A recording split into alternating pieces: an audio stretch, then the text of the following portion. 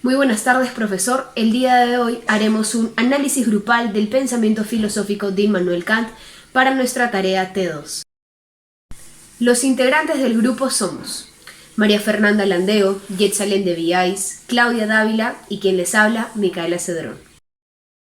En la primera parte de esta exposición explicaremos las diferencias entre el enfoque de Immanuel Kant y de René Descartes. Ok, empezando con las diferencias, primero tenemos a Kant, quien criticaba a la razón pura. Esto se puede ver claramente reflejado en su obra Crítica a la razón pura. Él decía que la razón pura es por sí sola práctica y proporciona, lógicamente, al ser humano una ley universal que damos en llamar la ley moral. Es decir, sí cree en la razón, pero no como única fuente del conocimiento. Mientras que, como sabemos, Descartes, al ser un racionalista, creía que la razón era capaz de conocer todo lo real. Era universal, neutral y objetiva. Segunda diferencia. Creo que es muy importante mencionar a Dios, a este ser todopoderoso, porque, como sabemos, Descartes obviamente creía que Dios era el que proporcionaba el pensamiento. Creía que era el ser supremo, por ende era fiel creyente de Dios y lo utilizaba para respaldar sus argumentos. Pero, ¿qué pensaba Kant? Bueno, él no creía en un Dios personal. Cree en Dios como un ser más allá de lo físico que mantiene la unión de lo real con lo ideal. Pero también cree que tales creencias son exclusivamente una cuestión de necesidades individuales. Tercera diferencia.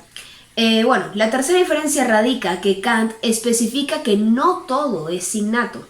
Creía que lo innato eran las formas a priori de la sensibilidad, es decir, el espacio y el tiempo, así como las 12 categorías del entendimiento que las podemos ver reflejadas en este cuadro que hemos colocado en las diapositivas.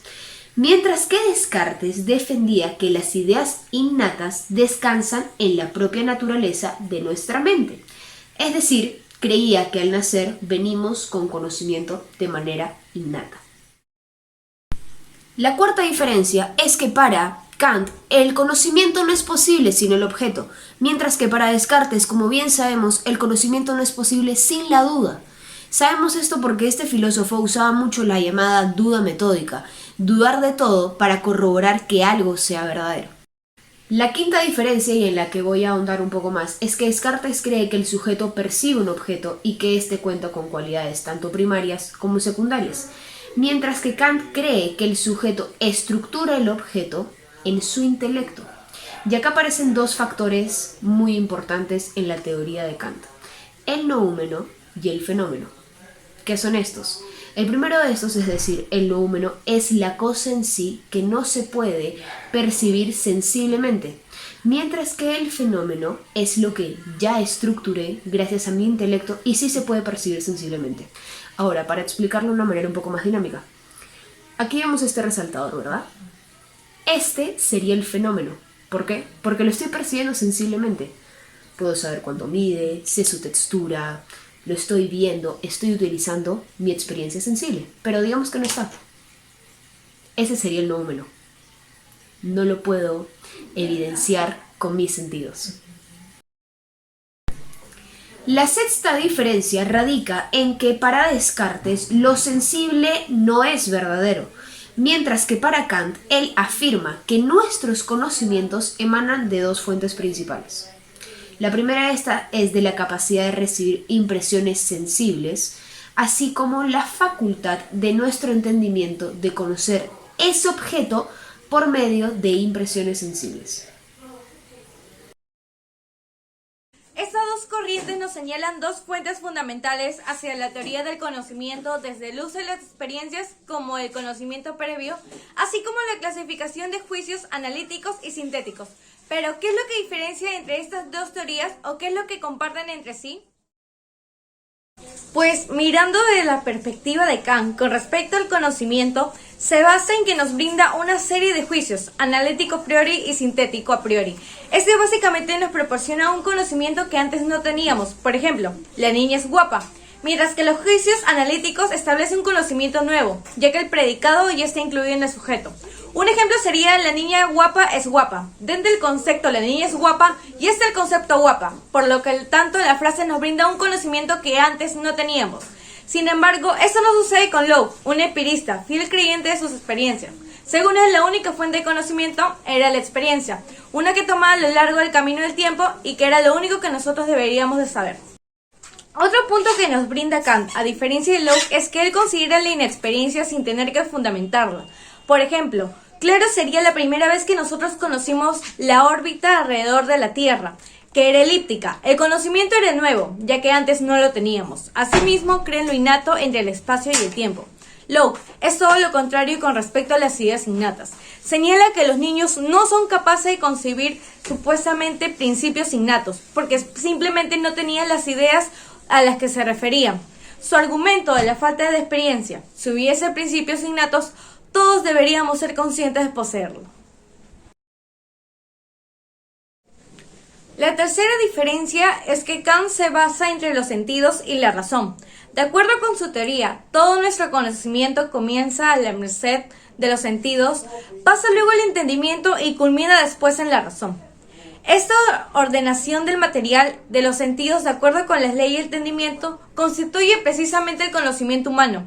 En cambio, para Jung, eso surge gracias al contacto de los sentidos y el objeto, que tenemos que conocer. Por eso se considera la existencia de ideas simples y compuestas. La cuarta diferencia presente entre ambos filósofos es precisamente que Kant nos muestra que existen elementos que acompañan junto a su teoría del conocimiento. El noumeno, que básicamente nos dice que es algo en sí, algo desconocido para nosotros, y el fenómeno es toda parte ya conocida, mientras que John Locke nos confirma unas sustancias que pertenecen al ámbito conocido, de cómo conoce nuestra mente. Recordemos que para Descartes o para Aristóteles, las sustancias eran aquellos que existen que tanto que lo formaban parte del mundo exterior, mientras que para John Locke, el conocimiento es el ámbito de las sustancias. Por lo tanto, simplemente hay que tener esta posibilidad abierta a lo que hemos aceptado como verdadero pueda ser falso. Sin embargo, el conocimiento que tenemos sin saber si es cierto del todo, sabemos que es fiable y por eso la ciencia es posible. Finalmente, y como último elemento, Kant nos muestra que la metafísica surgía de aplicar al espacio y el tiempo las categorías, que son elementos que no forman parte de los datos empíricos. La metafísica no es una ciencia, y por lo tanto, ¿qué debemos hacer con la metafísica? Es olvidarla. Kant. En esta parte explicaremos sobre la ética kantiana.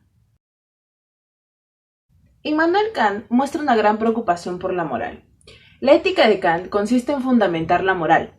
Esto quiere decir que busca implementar la buena voluntad. ¿Qué es esto? Es obrar pensando en el bien universal y no tanto en un beneficio propio. Por ejemplo, uno no debería copiar en un examen, no por el hecho de que vaya a ser castigado, sino pensando en que este es un acto deshonesto que nadie debería cometer. Kant se dio a la tarea de salvar el espíritu, el saber, la moral y la religión en un mundo invadido por un sistema de pensamientos diversos y antagónicos entre sí.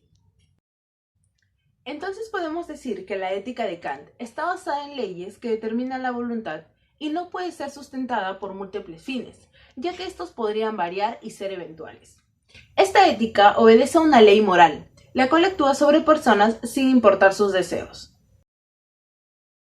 Kant también sostiene que solo los actos realizados por deber y buena voluntad tienen valor moral. El concepto central de esta ética es el imperativo categórico, el cual pretende regir el comportamiento humano. Este está basado en 3 fórmulas: la universalización, la de personalidad y por último, la de libre consentimiento.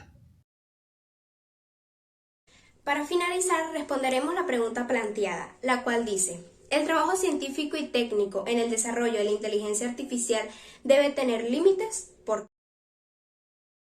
Sí, de alguna manera es imposible estancarnos y no avanzar hacia la inteligencia artificial, pero también son importantes los límites hacia este desafío. Es esencial saber que lo que hace a los humanos inteligentes son los pensamientos que se han ido recolectando con el tiempo y la razón que éste posee. Estos factores los utilizan para ir avanzando, pero las máquinas carecen de esto. Nuestra ética nos da a entender la intención detrás de las decisiones y limitaciones, pero lógicamente la inteligencia artificial no sabe de esto porque carece de raciocinio, lo cual ocasiona un grave problema ya que nos arriesgamos a que estas máquinas se puedan convertir en artefactos malvados. Todas estas máquinas se han ido trabajando con la intención de reconocer imágenes, sonidos, voces, etc. Pero su carencia de sueños y emociones nos estaría planteando una estrellada contra la pared más que una solución o evolución eficaz. Kant dijo, obra de tal manera para que la regla de tu conducta pueda ser ley deseable de convivencia. Las máquinas no entenderían esto porque su conducta sería manejada por alguien más y no están programadas de manera que sus decisiones afecten a alguien o en algún momento esas decisiones sean retribuidas a ellos mismos. Por eso, aunque la inteligencia artificial es un progreso en la humanidad, si es que no se regula adecuadamente, esta puede traer muchos peligros. Para nuestra conclusión, la esencia de un filósofo es dudar del mundo que nos rodea y estar en constante búsqueda de la realidad. Como Descartes, que nos habla de un dualismo sustancial entre el alma y el cuerpo. O John Locke, que parte de un movimiento filosófico que defiende el conocimiento humano. Con Immanuel Kant aprendemos que podemos conocer la apariencia de las cosas, pero no su esencia porque el entendimiento es limitado. Lo que Kant plantea es dar una estructura clara a los hechos singulares y amorfos que viven fuera del sujeto, y esto solo será posible a través de la observación. Para concluir, dejamos esta frase: ten el coraje de usar tu propia razón. Ese es el lema de la iluminación. Muchas gracias.